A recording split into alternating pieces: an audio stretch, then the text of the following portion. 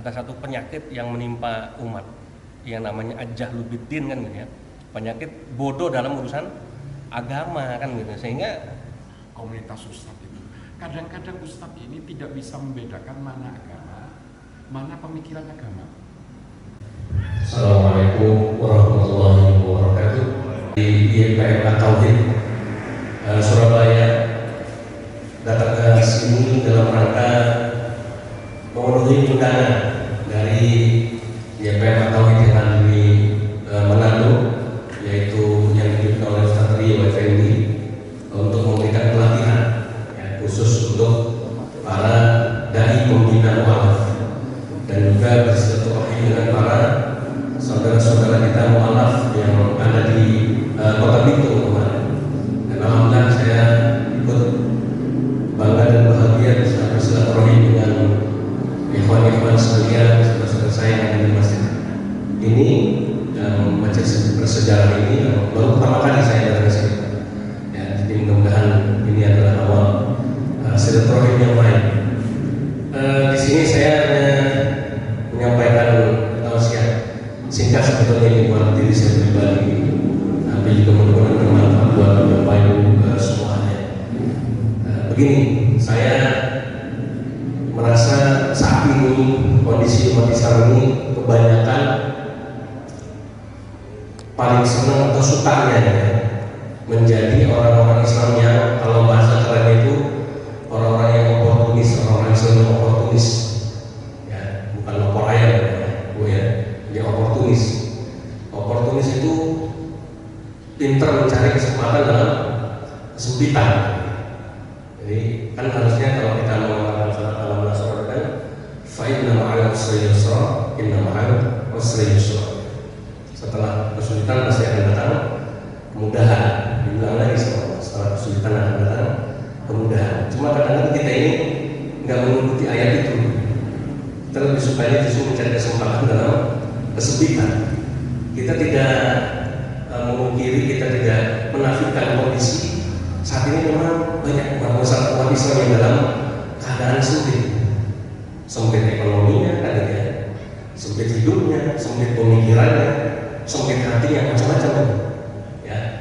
Jadi kesempitan itu memang sekarang sedang melanda umat Islam. Cuma tidak sebaiknya kita mencari kesempatan dalam kesempitan itu ya. Seharusnya kita berlapang-lapang baik dalam majelis ya, berlapang-lapang dalam hati ya, sehingga kalau hati kita menjadi lapang, Allah akan melimpahkan ya anugerahnya kepada kita ya. Dari kafatullahi mayyasha ya. Kalau Allah itu memberikan karunia itu kepada siapa yang Allah kehendaki. Nah, tapi yang terjadi kondisi kita saat ini banyak justru memanfaatkan kesempatan dalam kesempitan itu. Contohnya apa? Contoh sekarang ketika kita beribadah saja, ya, sholat saja, kalau saja yang baru selesai kita laksanakan. Kalau kajian seperti ini barangkali yang hadir masih sedikit, itu masih hal yang wajar. Ya, kenapa? Karena hanya manusia yang mengundang, kan begitu. Manusia yang mengundang atau manusia yang mensiarkan, mungkin lewat Facebook, mungkin lewat medsos, atau mungkin lewat undangan secara resmi. Ya, tetapi kalau sholat kemudian yang hadir hanya sekian dari persentase umat Islam yang ada, nah ini kan ya menyedihkan. Ya. Tapi ini terjadi cuma di sini, di mana-mana di seluruh Indonesia begitu ya. Tidak terkecuali juga di tempat saya. Saya tinggal di Gunung Kidul, Al-Ustaz, ya, di daerah Kecamatan Karangmojo. Sana saya tinggal di pondok pesantren, namanya pondok pesantren Al-Adin. Ya, yang ramai masjidnya cuma di pesantren aja, nampaknya gitu. Kalau kita di luar pesantren ya sepi lagi sama begini ya. Sehingga ini alhamdulillah masih banyak ya. Masih di luar sana masih banyak lagi masjid-masjid yang zuhur itu lebih memprihatinkan. Ya. Tapi kalau dia berdoa, ya, kepengennya doanya itu seolah-olah dari langit itu Allah kasih yang enak-enak gitu, buk-buk gitu. Yang minta utangnya supaya lunasan gitu ya, yang sakit minta supaya dikasih sembuh.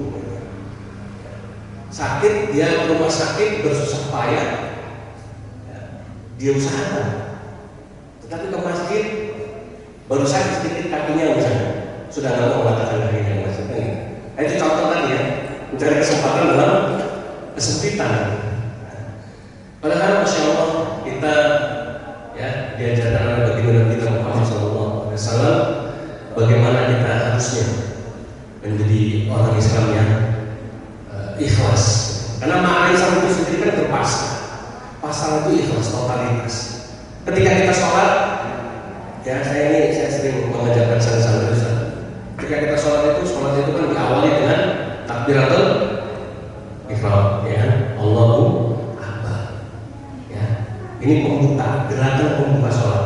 Gerakan pembuka sholat saja sudah mengisyaratkan kita, sudah mendidik kita, sudah mentarbiyah kita untuk berserah diri kepada Allah. Kecuali gerakan sholat pertama kali langsung misalnya begini, misalnya ya, atau begini misalnya, kan tidak. Gerakan sholat pertama kali adalah angkat Allahu Akbar, angkat tangannya begini, mulutnya berteriak atau berucap Allahu Akbar. Ya, saya sering kasih tahu pada santri kalau kita ditolong pistol sama seseorang di depan kita katakan tanda menyerah ya. Mau bersih. Ya. Jadi kalau kita angkat tangan begini kemudian ada yang menodongkan pistol, berarti kita sedang menyerahkan diri kita kepada orang yang menodongkan pistol. Kalau kita angkat tangan kemudian ada orang yang menaruh sebilah pedang di leher kita, berarti kita sedang menyerahkan diri kita kepada orang yang menyerahkan pedang di leher kita. Tapi ini dalam sholat menarik. Kita menyerah, isyarat tangan angkat begini kan menyerah. Ya, nggak ada yang menodongkan pistol, nggak ada yang naruh golok, ya. Tapi kita tetap menyerahkan diri karena kita akan begini. Ya. Nah, kemudian menyerahkan diri pada siapa? Nah, ucapan kita inilah yang menjadi isyarat, menjadi penjelas. Oh, Allahu Akbar, teriak Allahu Akbar, itu Allah Maha Besar. Berarti kita sedang menyerahkan diri kepada Allah yang Maha Besar. Ya. Nah, ini yang luar biasa. Kenapa kalau kita sholat? Kenapa saya bilang Nabi kita mengajarkan demikian? Yang mengajarkan kita sholat itu siapa? Sholatnya kita ini kan tadinya shollu kama ra'aitumuni usolli. Ya, imam kita jadi ustaz, kita jadi imam, kita jadi makmum. Semua ini yang mengajarkan adalah Nabi kita Muhammad SAW. Kita sholat ini mengikuti apa yang dicontohkan oleh baginda Nabi kita Muhammad SAW. Dan ini kita sudah diajarkan oleh murabbi kita Nabi Muhammad dan murabbi. Ya, ketika kita sholat harus ikhlas Allahu Akbar. Sudah serahkan pada Allah, angkat tangan semua masalah hidup, semua problem-problem yang ada, angkat semua, serahkan sama Allah SWT. Maka ketika kita menjadi Islam yang ikhlas, apalagi ini baru awalnya aja, baru gerakan angkat tangan, baru pembukanya aja udah dahsyat. Bayangkan kita sholat dari mulai takbiratul ihram sampai salam, zuhur 4 rakaat, ditambah kita rukuk, sujud, masya Allah. Ya, seharusnya kita yang sholat ini menjadi orang Islam yang ikhlas atau mukhlisin, menjadi orang-orang yang ikhlas. Maka orang yang ikhlas cirinya apa?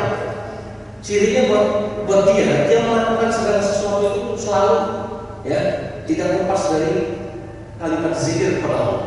Dia selalu ingat sama Allah. Biar sakit, biar banyak utang, biar susah, ya ibadah tetap kencang. Ya, biar masalah hidup banyak, biar utang banyak, baca Quran tetap jalan. Ini ibadah bukan cuma sholat.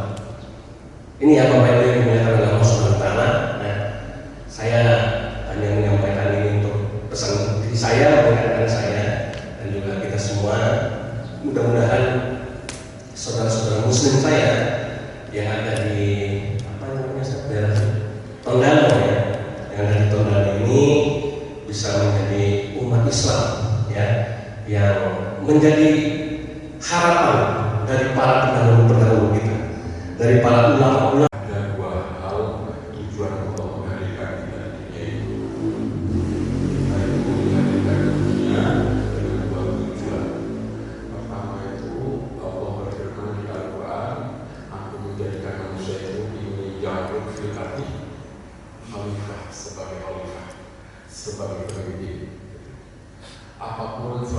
kita, apapun keahlian kita, tetapi kalau kita tidak menjadi khalifah untuk diri sendiri, tidak bisa memimpin sendiri, maka seluruh keahlian kita itu percuma.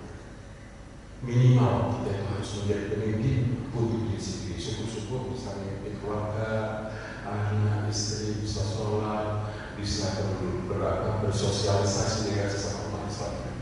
Jadi kita itu Allah menciptakan manusia itu sebagai khalifah. Itu yang pertama. Jadi sampai itu dihadirkan ke dunia ini untuk menjadi khalifah. Oke. Yang kedua, Allah menghadirkan kita di dunia ini sebagai apa? Untuk beribadah. Wa ma khalaqtul jinna wal insa illa liya'budun. Aku menciptakan jin dan manusia hanya untuk ibadah. Kita tahu bahwa macam-macam ibadah itu banyak. Ibadah ritual ini ibadah penyembahan, pengabdian penyembahan kepada Allah. Sholat itu ibadah, tapi ibadah penyembahan, ibadah ritual. Kemudian ibadah apa namanya? Ibadah sosial. Ibadah sosial itu banyak juga, zakat, sedekah, sedekahnya bukan sedekahnya yang bahasa, kemudian membantu fakir miskin, membentuk komunitas, kemudian tersenyum, gitu. Oh tersenyum saja beli, gitu. Apalagi sedekah sosial lainnya, itu kan banyak. Sehingga muslim ini setiap aktivitas dari tidur kemudian tidur lagi selain ibadah. Kemudian ada ibadah tapatilas. Ibadah tapatilas itu seperti kita berlari kecil dari Sa'i dan Marwah. Itu kan perilaku Siti Hajar saat beliau mencari air karena Ismail kehausan. Itu kan ibadah tapatilas agar Allah mengabadikan bahwa leluhur kita yang bernama Hajar, yang bernama Nabi Ismail alaihissalam pernah melakukan itu. Kemudian mencium Hajar Aswad itu ibadah-ibadah tapatilas. Allah menjadikan tapatilas itu sebagai ibadah agar kita punya hubungan sosialistik dengan leluhur kita, orang-orang tua kita. Kebetulan orang-orang tua kita seperti Ibrahim, kebetulan beliau juga Nabi. Itu untuk dikenang. Banyak macam-macam ibadah tapatilas. Satu misal ada sahabat orang tua kita, almarhum kita datang sahabat kan kita baik sama beliaunya. Itu juga ibadah tapatilas yang dianggap sama Allah sebagai apa? Sebagai jariah. Jadi untuk itu saudaraku yang dimuliakan Allah, ibadah itu kemudian dirangkai dalam Islam. Islam itu dirangkai oleh 3 hal, yaitu akidah, kemudian akhlak, dan syariat. Jadi jangan meremehkan ibadah sosial. Ibadah sosial itu bisa menggugurkan ibadah ritual. Sholat samin itu percuma, sholat kita itu percuma. Kalau kepada orang tua durhaka, layak. Bahaya pada orang tua itu kan ibadah sosial, bukan ibadah nyembah. Allah menyamakan dirinya itu dengan orang tua. Sembahlah saya, kata Allah. Jangan ada Tuhan saya. Tetapi gitu, wa fil walidaini ihsan. Ternyata ibadah-ibadah itu menyarankan sendiri. Ibadah ritual bisa mengumpulkan ibadah sosial. Ibadah sosial bukan mengumpulkan. Ibadah sosial bisa mengumpulkan. Kita itu kita itu sesuatu membantu orang aktif, baik sama orang, tapi tidak sholat. Ya kukur itu karena dalam sesuatu amal tidak ada cengkerannya. Jadi saudara yang dimuliakan Allah, ibadah-ibadah itu saling terikat. Sampai Allah Subhanahu wa taala berfirman di dalam Al-Qur'an, ini saya sering katakan. Duribat alaihi wa ba'u bi ghadabin minallah illa bihablin minan nas, illa bihablin minallah wa hablin minan nas. Di mana saja kalian akan ditimpa penderitaan, kehinaan, kekesalan, kecuali kalian berpegang teguh kepada hablahnya Allah dan hablahnya manusia, sama-sama pakai. Kalau di terjemahan, kalau di tafsir itu hablahnya Allah itu adalah agama Allah, aturan Allah. Yang kedua aturan manusia. Hablum minan nas, hablum minallah, hablum minan nas. Seharusnya kalau sama-sama diartikan sama, kita itu harus berpegang teguh kepada aturan Allah, agama Allah dan agamanya manusia, aturan manusia. Jadi ini sebenarnya umat Islam ini disuruh aturan manusia yang disepakati bersama itu dipakai. Kalau sepeda motor harus pakai helm. Nah, itu kan kesepakatan yang dibuat manusia.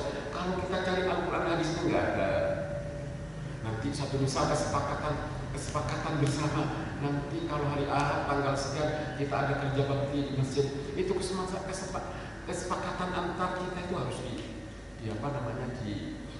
ditaati, dipatuhi begitu. Nah, kalau ibadah-ibadah semua ini berjalan dengan baik, ibadah ritual baik, ibadah sosial baik, ibadah tapak kelas baik. Satu misal kita mau bosan, satu misal di masjid, sholat di masjid ini kita bosan, bukan bosan masjid, satu misal suatu waktu kita pergi bersama berjamaah di mana di atas gunung, sebagaimana sebagaimana kita uzlah, sebagaimana Nabi Musa alaihissalam melakukan pendekatan diri takarrub kepada Allah di gunung itu, ya tidak masalah. Itu wasilah, bisa macam-macam bisa. Kemudian sesama saudara, sesama umat Islamnya, walaupun berbeda pemahaman, kan agamanya sama. Kita tidak usah mempersoalkan, jangan sampai menjadi takfiriyah, hakimiyah, asobiyah, jangan. Kita itu manusia itu bersifat tolaknya firman. Jangan mudah melakukan hal itu. Bentuk persaudaraan, bentuk jemaah yang kuat. Nanti sama istri harus baik. Kalau nanti keluar datang ke rumah, anak-anak sudah sholat, belum pak, paling urusannya, iya sudah sembahyang, suruh cium istri. Nah, kamu harus mendidik anak itu bukan hanya dengan ilmu, tapi dengan keteladanan. Di sini nanti kalau ada anak nakal, kita tidak usah marahin. Dulu aja, begitu.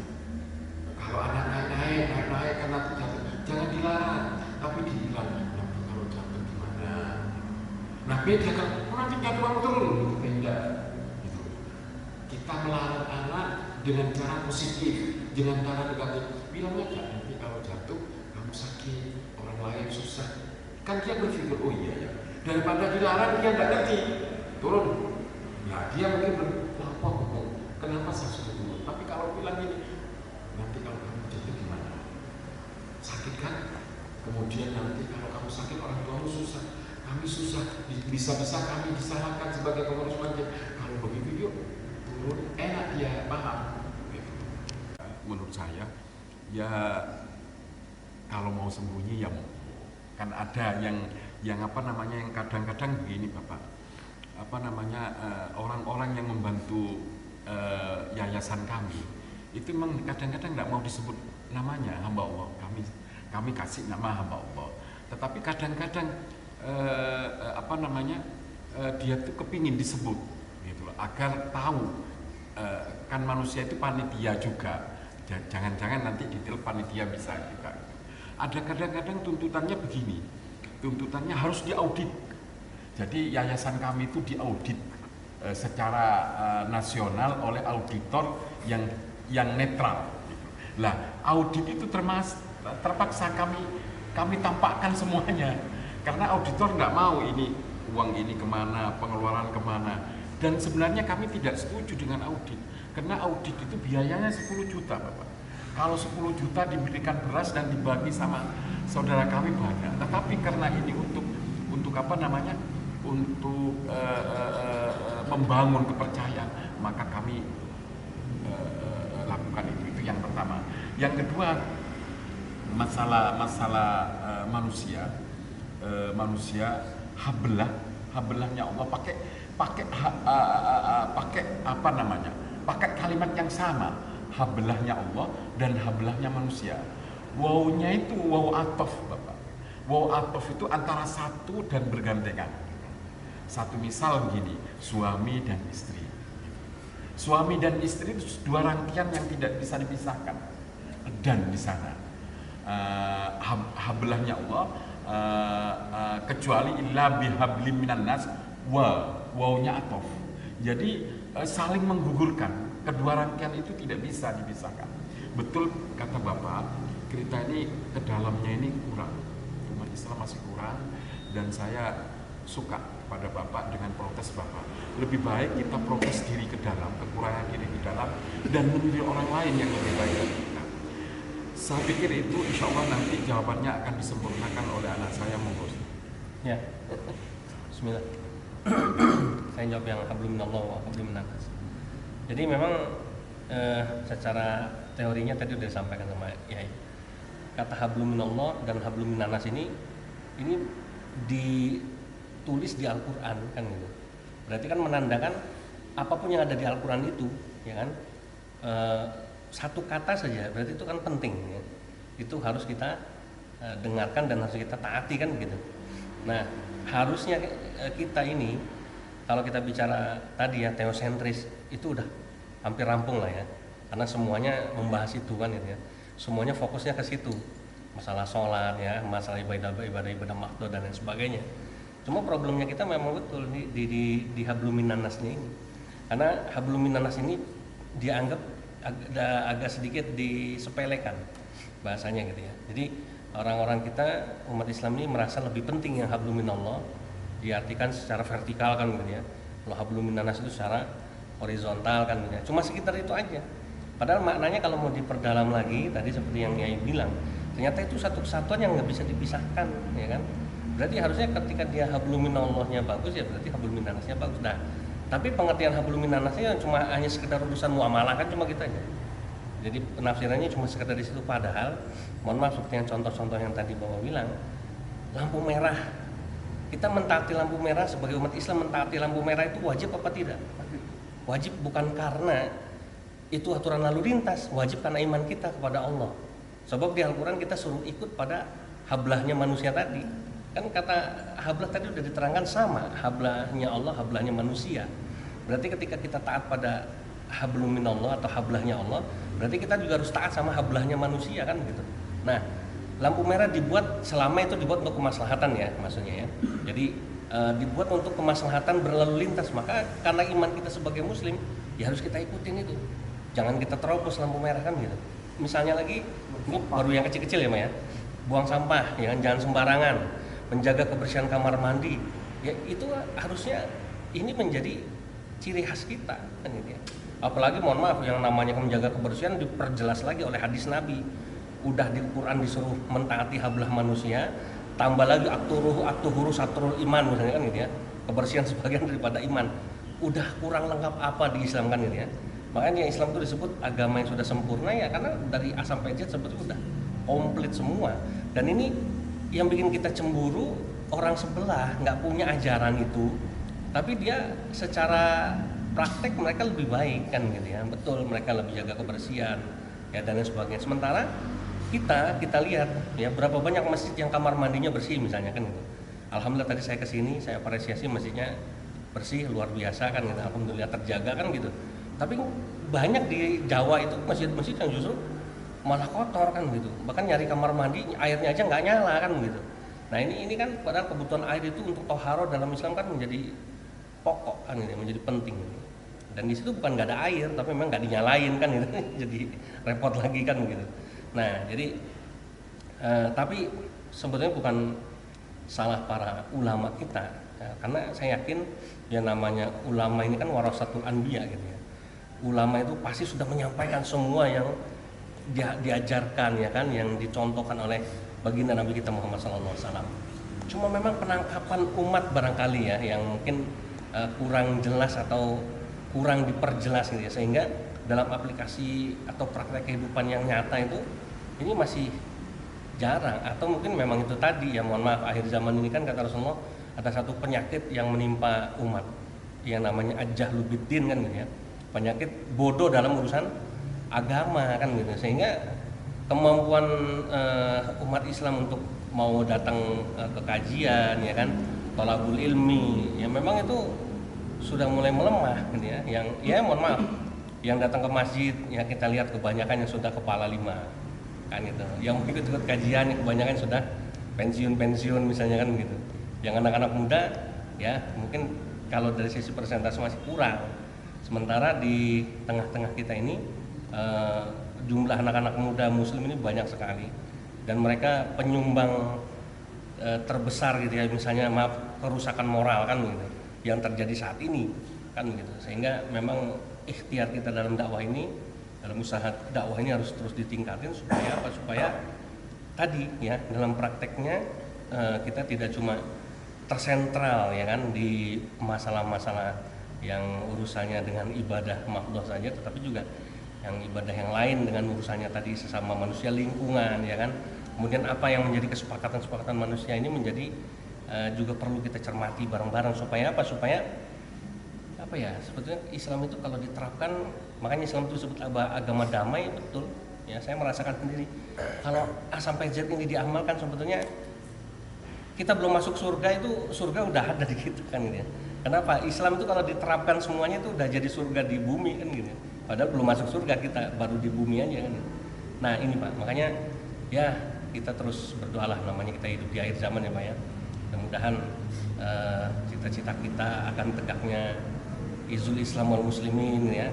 Kita berjuang lillahi kalimatillah kan ini, mudah-mudahan ini bisa tercapai. Itu ya Pak ya. Yang mulai yang dari tingkat bawah sampai yang tingkat atas itu punya masalah sendiri. Yang tingkat atas maksud satu misal, yang tingkat ulama atas, bukan ulama yang atas, komunitas ustadz itu. Kadang-kadang ustadz ini tidak bisa membedakan mana agama, mana pemikiran agama. Kadang-kadang produk pemikiran agama diagamakan, padahal bukan agama, hanya produk pemikiran agama. Nah, yang berbahaya adalah produk pemikiran agama diagamakan sehingga menimbulkan konflik yang tidak mengagamakan.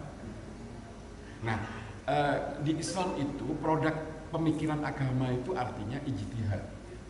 Ijtihad itu bukan agama, sekalipun produk ijtihad itu oleh Allah dihargai. Jika benar dua pahala, jika salah satu pahala. Begitu besar kasih sayang Allah terhadap hambanya, salah pun dihargai. Tapi kita tidak.